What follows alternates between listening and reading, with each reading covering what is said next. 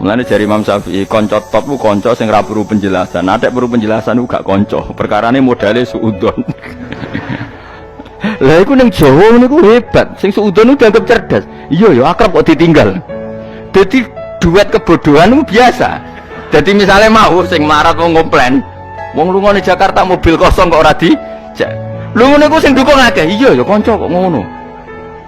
Malah ngajak wong liya lagi kenal liya kok ngono. Dadi aneh wong Jawa.